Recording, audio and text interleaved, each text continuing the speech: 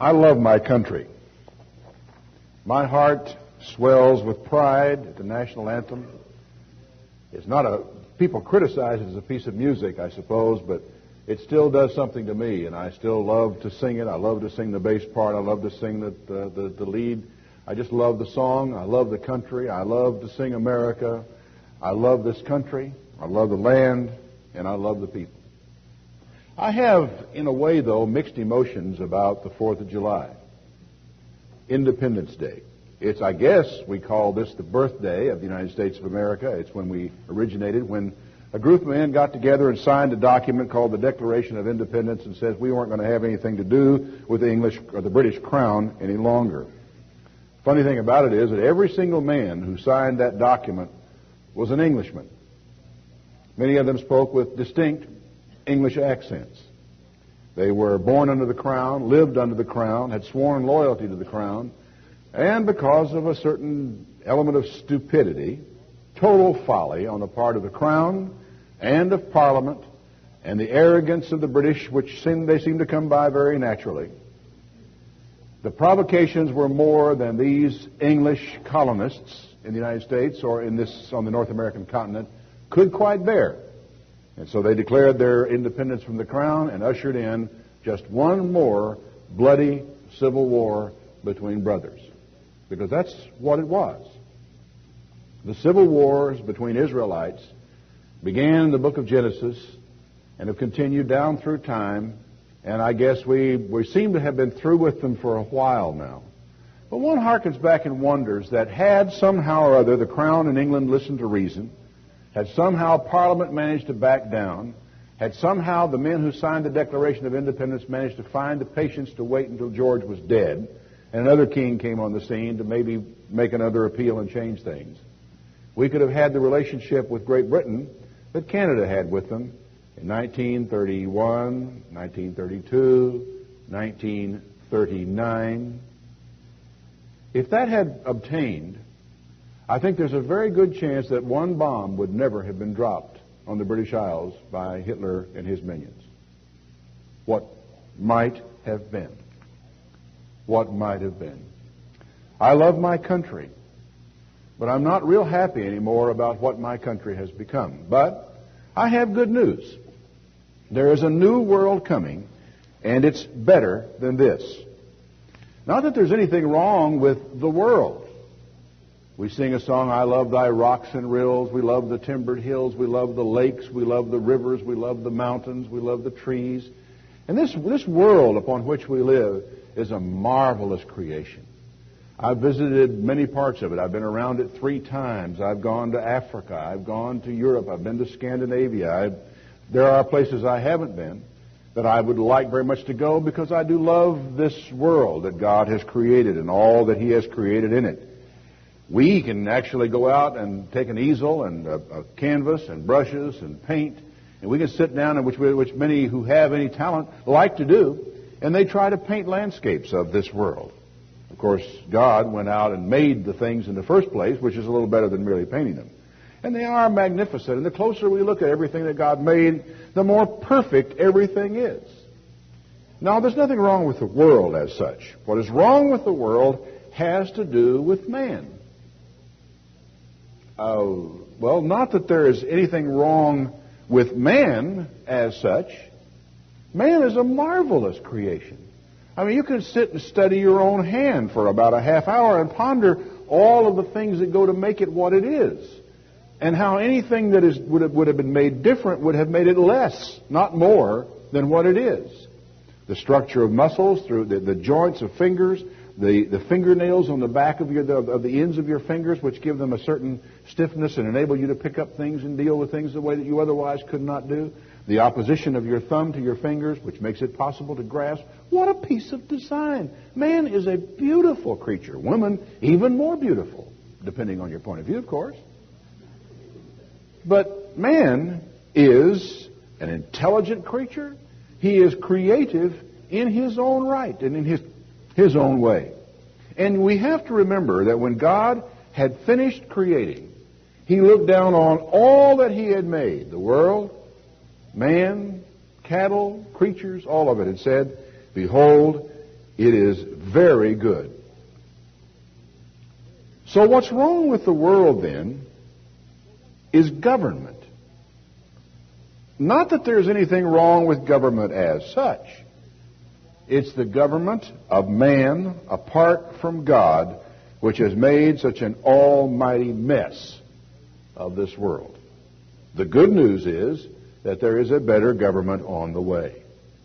I think everyone knows that the word gospel means good news, and that the gospel of the kingdom of God is the good news about the government of God. That God, while He has left man to his own devices for some period of time, has not abandoned us altogether, and that there is good news, that there is going to be a better world than this that we now see, because the government of God will finally reign here. Now, one of the earliest prophets to begin to speak of this good news started his message a lot the same way that I started mine. His name was Isaiah. He had a great deal to say about the kingdom of God, about a time in the future when the government of God was going to rule upon the earth. And he told the people of his day, as I just said to you, there is a new world coming, and it is better than this. He loved Israel. He loved Jerusalem. And of course it was Jesus who gave Isaiah the prophecy that he wrote for us to read. Jesus also loved Jerusalem. On one occasion when he topped over a hill and looked down on the city, his eyes filled, and he spoke with tears running down his face, "Oh, Jerusalem, Jerusalem, how often would I have gathered you to me like a hen would gather her chicks, and you would not." There are so many scriptures that speak of how beautiful Jerusalem is that when you go there for the first time, you really wonder what city in the world these people were talking about. But Isaiah loved Jerusalem. Think of that when you read his words in the first chapter of his prophecy in verse 21, when he says, "How is the faithful city become a whore?" I love this city. I love what it stands for. I love what it has been. I love it because it is the place where God has placed His name. I love it because of what God has done here. I love it because of all the people that came before me. And it was the faithful city. It was the city that God gave to these people. It was the city where His temple was built. It was the city that God filled with His presence in the temple with a great light and with smoke and with rumbles as people knew He was there.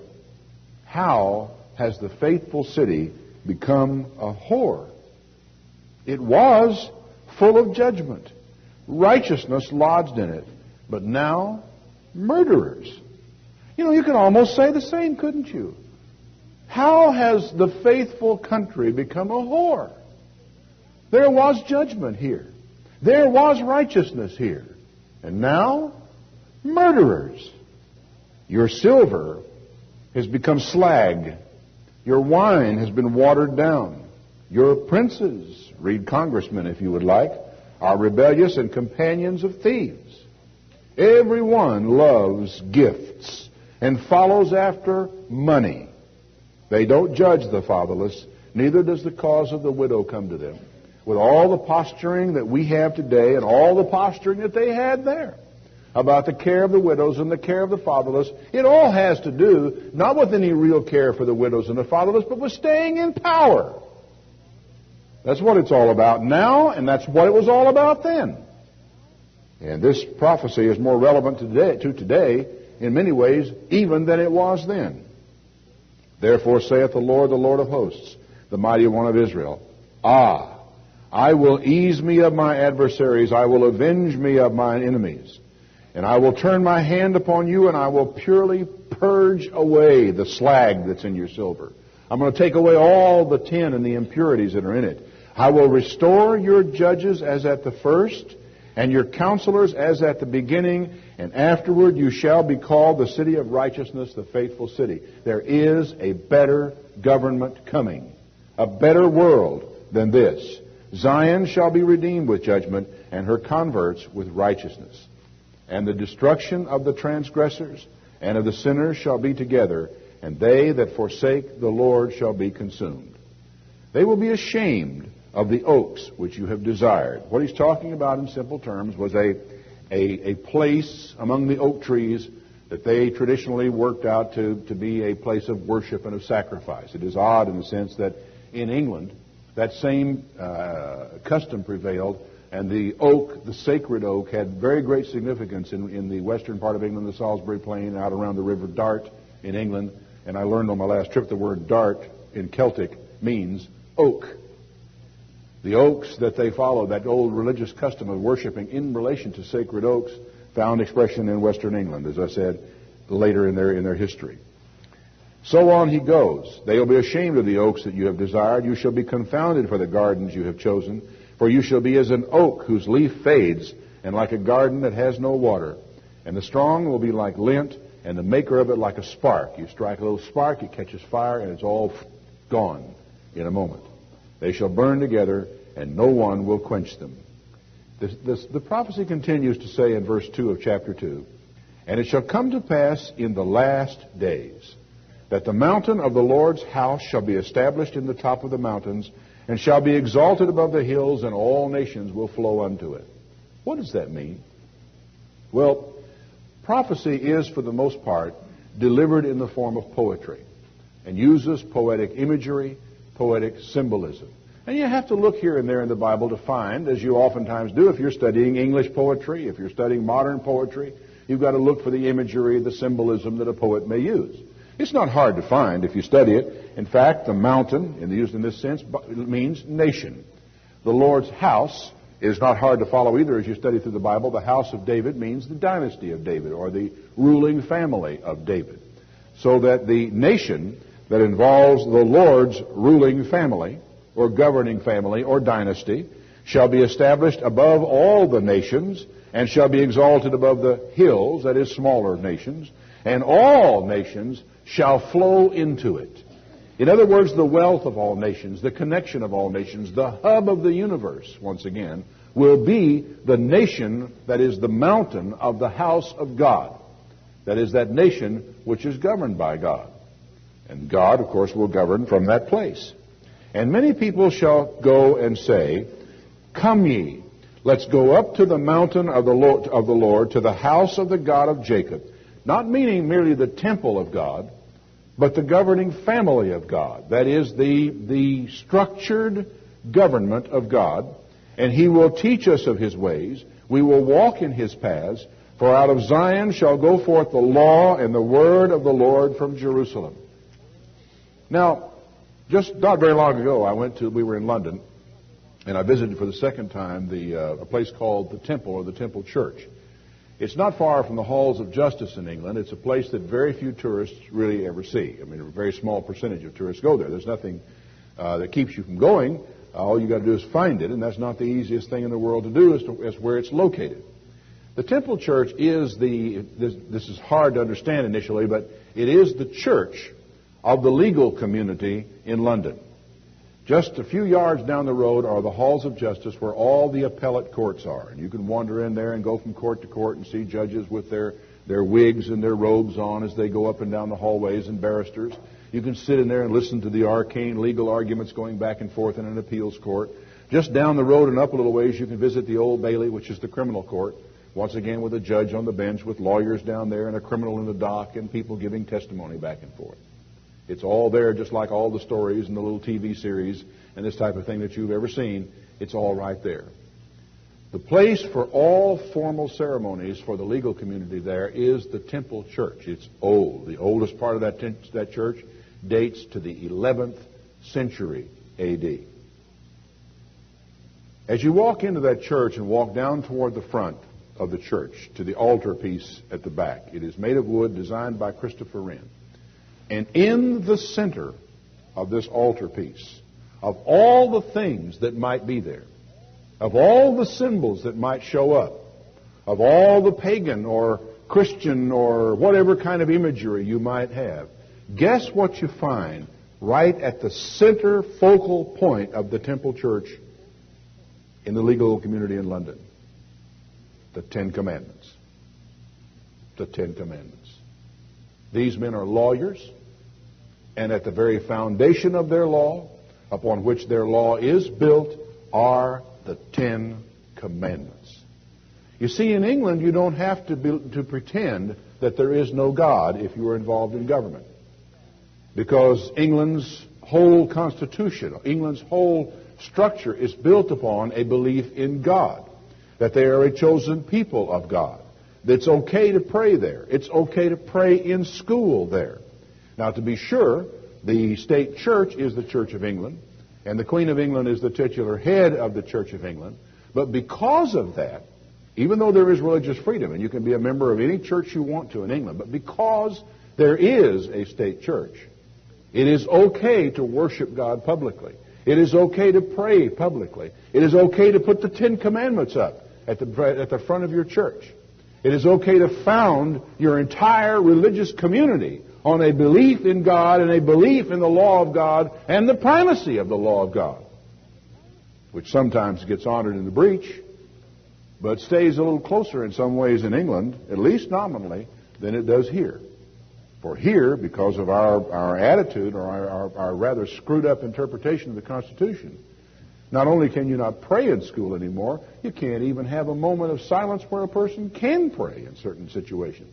All of which leaves me shaking my head and wondering what in the world has gone wrong. How in the world have we gone so far astray? Now, the time is going to come when the government of the world will be so different that people will say, let's go up to the government of the God of Jacob. He will teach us his ways. We will walk in his paths. For out of Zion will go forth the law and the word of the Lord from Jerusalem. The centerpiece behind the altar, the centerpiece of worship, the focus of the government of God will be the 10 Commandments, the law of God. There's a better world than this that is to come, and this is the reason for the fundamental law that will be restored is the law of God. He shall judge among nations. He shall rebuke many people, and they will beat their swords into plowshares and their spears into pruning hooks. Nation shall not lift up sword against nation, neither shall they learn war anymore. There will never again be a war of independence between Ephraim and Manasseh. Not under God's government. You know, I just this last week, they had running on television the movie Gettysburg. I had never seen it before, and I still haven't seen it all. I only was able to watch portions of the movie from my home. I was so profoundly moved by the depictions in that movie. I can't tell you how much it struck me. I was moved to tears nearly by the bravery of the men that I saw.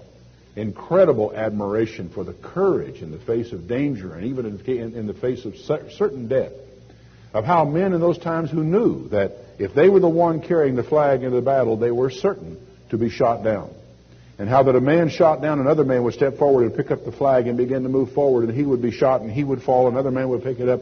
They found the bloody battle flag of one regiment with 20 dead men lying around it, each one of them who was determined to keep the banner of their group up. The courage, the valor, just unbelievable. And all for nothing. All between brothers. All for things that could have been done another way and should have been done another way. This tells us that there won't be any of that. That we will beat our spears into pruning hooks. Those cavalry swords will be made into agricultural implements. Those guns will be broken down, melted down, the barrels, those muskets that were used to blow away brother, blowing away brother. Melted down and used for farm implements or things that can grow food and make people's lives better in some way or another. Why will that happen then when it cannot happen now? Because of government?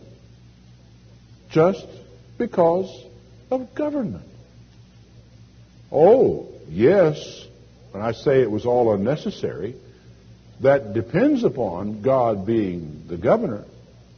For the truth is, in this world, and you live in this world, you work in this world, there are times if you live in this world that you may well have to fight. What were the British supposed to do when the Germans came rolling across the channel in their great waves of Heinkel bombers? and started dropping bombs on British cities and British ports. Just stand there and watch them fall and say, oh, well, I guess God will take care of us. What were they supposed to do? Could they crank up an anti-aircraft gun and try to shoot one of the beggars down? Could they send up a Spitfire and try to stop those bombers before they got to English cities, English churches, English schools, English factories, English docks, whatever it was the Germans were bombing at whatever particular point in time? Could they not resist? Oh, they had to resist. It was a hard world. It shouldn't have happened. It didn't need to happen. That in actual fact, World War II was a result of a colossal failure in foreign policy, just like World War I was, and just like the next war that this country gets into will be because of a colossal failure of foreign policy. It's one of the things we all go worrying about our government today, chasing around after phantoms here and there about what the government or the president did or did not do, when one of the most important things that could ever be addressed by this government goes begging. It's addressed here, it's addressed there, but everybody's distracted by all the scandals. It's foreign policy, and the failure of foreign policy that gets American boys killed. It's a failure of government and of leadership in government that had brother killing brother in the Civil War. There's a new world coming, and it will be better than this, because the government, the seat of government, the basis of government will be better than this. He goes on to say that nations will beat their swords into plowshares, their spears into pruning hooks. Nation will not lift up sword against nation, neither will they learn war any more. I was struck in watching Gettysburg the other day, as even though the methods of warfare were not nearly as advanced as what you have seen in later years in movies, let's say, about World War II and the Korean War and so forth. The men who governed and led and commanded these armies were men educated in the arts of war. They were intelligent, they were well trained, they had been to the war colleges, they had learned all those things about how to march, how to shoot, how to lead men into battle, how to deploy your troops, how to outflank an opponent, how dangerous it was to get flanked and have them roll up your line from one end to the other. They knew all these things because they had learned war. It's not going to happen anymore in a new world. O house of Jacob, come you and let us walk in the light of the Lord. He then continues, therefore, you have forsaken your people, the house of Jacob, because they are replenished from the east, and their soothsayers like the Philistines, and they abound in the children of strangers. What does all that mean? Well, basically it means that they have begun to receive their religion from the east, which we also have done now in the 20th century as everybody begins to turn to Eastern religions. They are soothsayers. They're involved in every form of the occult and looking for answers from everywhere and anywhere but from God. And we absolutely abound with the children of strangers. Illegitimate children. Children with no father. That some fellow comes in the window some night, sleeps with a woman, goes out the window the next day, and the nurse asks her, well, what was the dad's name? She said, well, I don't know. He came in the window and he left. He never took his hat off. That really happened, folks. It really happened. Do we abound with the children of strangers? 60% of babies that are born to mothers in this country now are illegitimate. 30-some% born to white mothers and rising far more rapidly than with black mothers are illegitimate. Is this a change in the world? Has something happened? Has something changed? Are we beginning to abound with children of strangers? Men who are strangers to their mother, men who are strangers to the children that are being born, children who are growing up who, if they met their father, wouldn't even know who he was, would have no idea of him. That's the way that world had gotten to be, and it's the way our world has gotten to be. Their land also is full of silver and gold, neither is there any end of their treasures. Their land is full of horses, there is no end of their chariots. Take a look at the freeway of rush hour, Los Angeles. There is no end to chariots. What's really striking to me about this when I read it and think about it is that the corruption of Israel, the corruption of the government of Israel of old, of Jerusalem and of Judah and of all that was there, and that Isaiah, who loved the city and loved the people and loved everything that was there, would come in and say, how has the faithful city become a whore? The faithful city, folks, had become a whore in the time of her greatest prosperity. There was never a time when Jerusalem and Judah had been richer, more full of goods and services, greater supplies of silver and gold, greater influence in world affairs and power than they were at the time of their greatest moral and character decay. They were rotten to the core. And I love my country. I celebrate my country. But I am not about to stand before you and pretend my country right or wrong. I'm not about to pretend that my country is not corrupt and that it has not gone precisely the way that Isaiah's country went in his own day. Their land, he said, is full of idols. They worship the work of their own hands, the things which their fingers have made. The mean man bows down and the great man humbles himself. Therefore forgive them not. What does that mean? Basically, it's an odd translation, but it means the mean man crouches, and the great man debases himself. Therefore, don't forgive them. I have never seen anything like it in my life. Some of you here who are older than I am and have lived longer to see things, but I don't think you have either. A time when there are more people who ought to be held in respect, people who ought to be admired, people who, being where they are, ought to be held in the greatest esteem, not only are debased, but debase themselves. It's staggering, the kind of thing that is going on. And it shouldn't, I suppose, be surprising that it all begins to happen at a time of our greatest prosperity.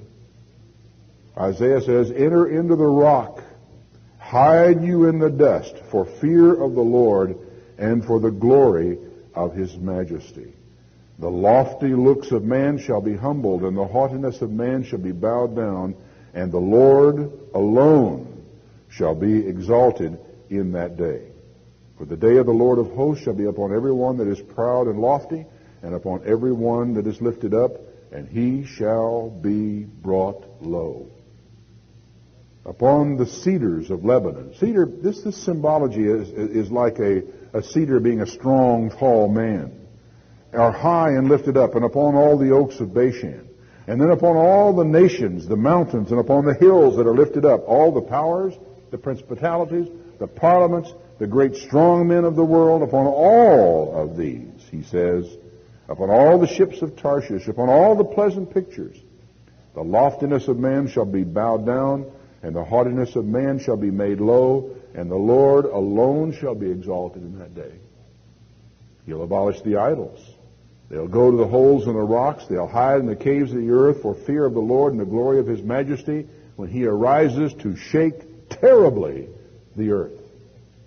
In that day a man shall cast his idols of silver, his idols of gold, which they have made for himself to worship, to the moles and the bats, to go into the clefts of the rock and the tops of the ragged rocks for fear of the Lord and the glory of his majesty when he arises to shake terribly the earth. Cease ye from man whose breath is in his nostrils, for what is he to be accounted of? What a sobering thing.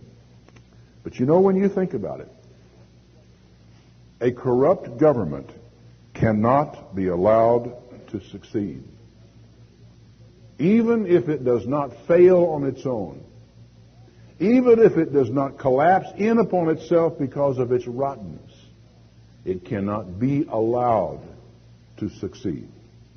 God cannot allow it, and he must not allow it. God could not allow the corrupt government of Isaiah's Israel to succeed. No more can he allow our corrupt government to succeed. When you get to the place to where the whole government from one end to the other is filled with whoredom, when you get to the place to where some of the highest officials in your Congress, your Parliament, if it's England or wherever it is, are being indicted, who are corrupt, who have broken the laws of the land, and who are passing laws that you and I have to obey that they don't have to obey. How can God allow something like that to go on? What will be the effect on His people should He allow that type of a thing to continue? Our princes, our judges, and our rulers are all corrupters. We have elected them, which says a lot about us. Now, you know, it may seem fanciful for me to declare that there is a better world coming, but I want you to think about this. I grew up in a world that was better than this one. A lot of you folks in here grew up in such a world. When I grew up in Harrison, Arkansas, just a little boy, preteen, my dad could give me 15 cents along about 6 o'clock in the evening, and I could go walking all the way to downtown Harrison, Arkansas, go to a movie, buy a bag of popcorn, watch that movie in the evening, and walk home after the movie was over and after dark without any fear on my mother's part. My dad was not afraid. Nobody thought a thing of it, that anything might happen to us up there. I could be sent off to school walking. I didn't have to have a bus come by and pick me up. Because there was, you just leave a little earlier and walk to school, and nothing bad's going to happen to you on the way to school, and nothing bad's going to happen to you on the way home from school. It was a safe place to live. I moved to Houston, Texas in 1948. And even in Houston, Texas, I could walk the neighborhoods. Allie and I, who were dating at the time, we could walk around our neighborhood and neighboring neighborhoods around our area. We could ride our bicycles through there, which we did occasionally at night. And we weren't afraid. We could go over to a nearby park at night, and we were not afraid. There were, as far as I can recall, no drive-by shootings. The only thing I ever heard about drive-by shootings was in gangster movies. Where you got going back to Prohibition, where gangsters were shooting one another. That type of thing did happen. Rape was exceedingly rare. It did happen, but it wasn't something you lived in terror of. I recall no teenage suicides in all the years that I was a teen. Not one. No one that I knew in all those years committed suicide. I did not know anyone who was taking drugs or doing drugs in any shape, form, or fashion. There were some whispered talking around about some guys in the school were something called T-heads, and I wasn't even sure what that was. It was so rare in school at that time. Teen pregnancy, as I said, it was an aberration. It happened, but it was really very rare. Oh, we got in our mischief from time to time. I like to burn rubber with my dad's car and drive a little fast, and got a couple of tickets doing that sort of thing. And we do our little Halloween tricks. We talked about far more Halloween tricks than we ever did. But yet in all those years, I never saw a kid's picture on a milk carton. Never saw one nailed to a telephone pole saying, "Have you seen this child?" This phenomenon of disappearing children just gone. It didn't happen. In nasty old, dirty old, crime-ridden Houston back in 1948, 49, 50, 51, 52, it didn't happen. Oh, there was probably a kid kidnapped once in a while, but nothing like what you're seeing nowadays, not in that world. My world fell far short of the kingdom of God, but it was very different from this world today. And I think the fact that it was different is cause for some encouragement. It suggests that there's a cause why this world today is not as safe, is more violence prone, is more corrupt than that world was then, means it does not have to be this way. There was a cause why that change took place. So it's not fanciful to dream of a better world than this. There has already been a better world than this. And there will be a cause for the change in the world that is coming.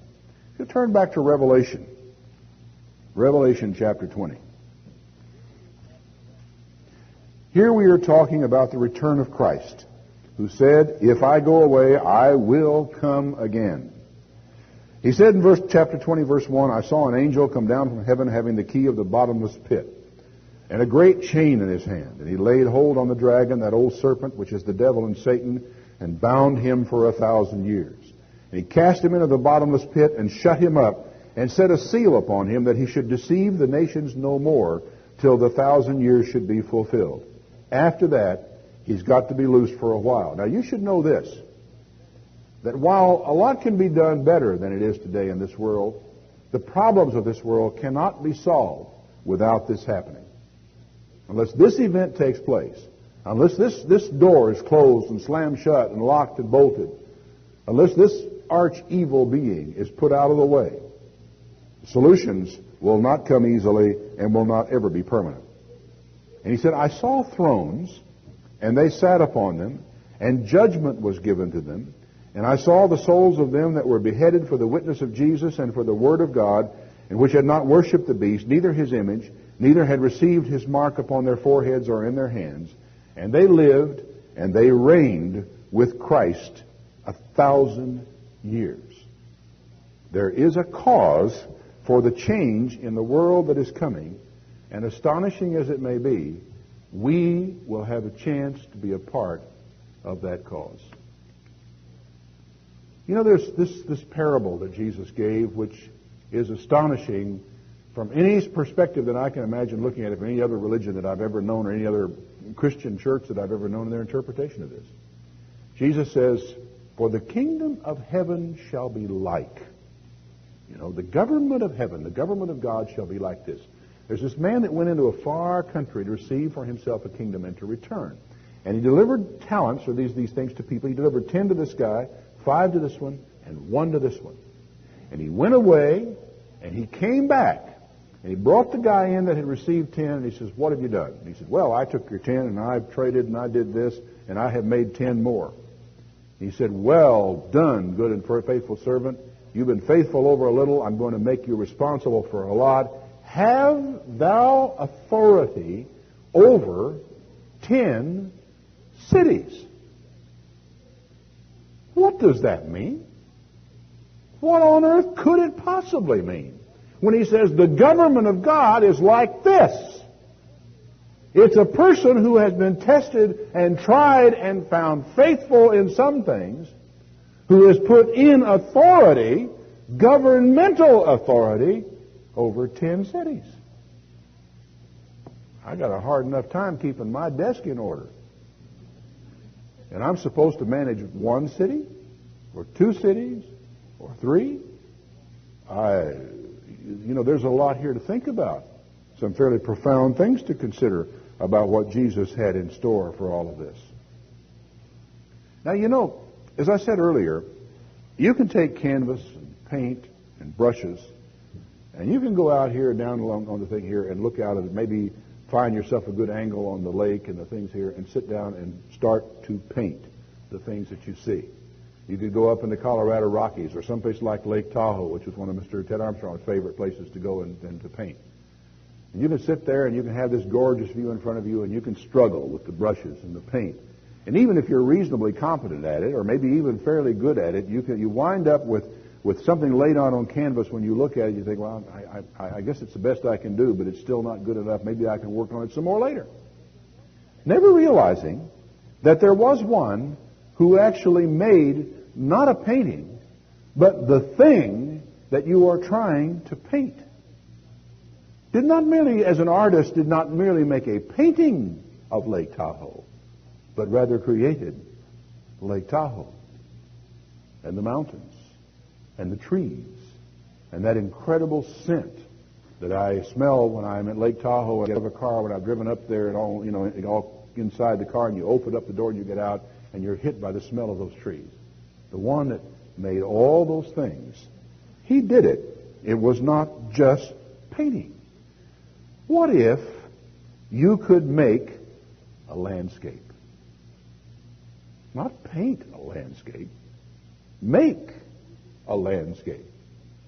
Now, we can sit around and talk about government till the cows come home. We can write articles about government. We may have something coming up in the first edition of Watch Magazine that'll be about government.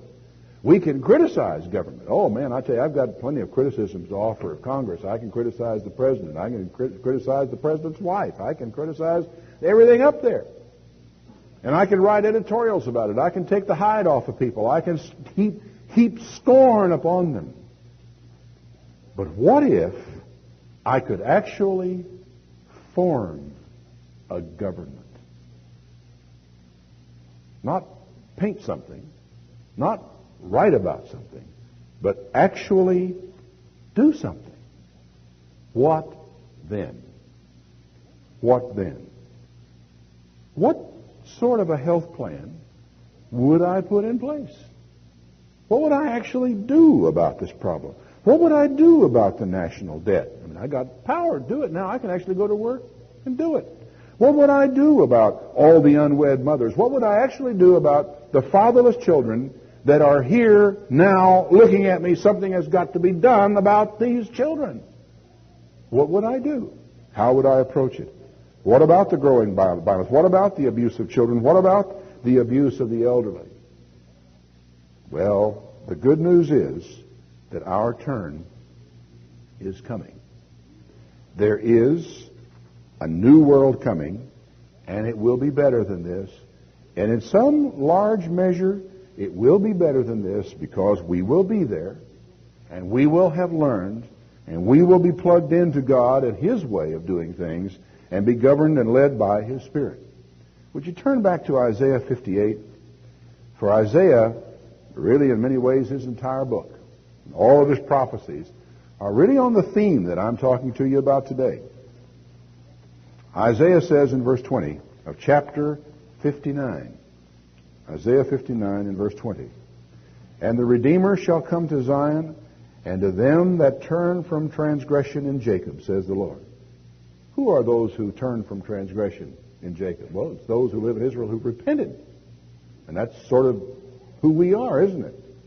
"As for me," he says, "this is my agreement with them. This is my covenant, saith the Lord. My spirit that is upon you, and my words which I have put in your mouth, are not going to depart out of your mouth, nor out of the mouth of your children, nor out of the mouth of your grandchildren, from henceforth and forever. Arise, shine, for your light is come, and the glory of the Lord is risen upon you." Do you know what this is saying?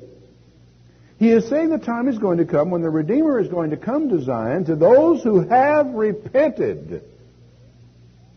And they are then going to be allowed to rise, as in a resurrection, to shine as in His brightness, for the glory of Jehovah is risen upon them, upon us. He then says, "For behold, darkness shall cover the earth, and gross darkness the people. But the Lord shall arise upon you, and His glory shall be seen upon you. And the Gentiles shall come to your light, and kings to the brightness of your rising. Lift up your eyes round about and see.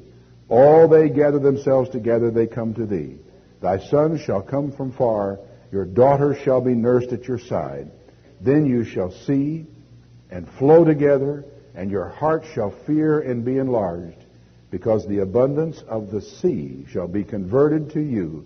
The forces of the Gentiles shall come to you." There's a new world coming. And the new world is better than this. It's better than this because it's a better government. I love my country. I know of nowhere on this earth I would rather live. I know of no government other than, let's say, my brothers in Great Britain, under whom I would just as soon live, and it's similar to ours in so many ways, and it is free. But if this is the best that we can do in this world, with all that we have, it's not hard to see why we need Jesus Christ, the Redeemer, to come to Zion, and to those who turn from transgression in Jacob. And look forward to those words, "Arise, shine, for the glory of the Lord is risen upon you."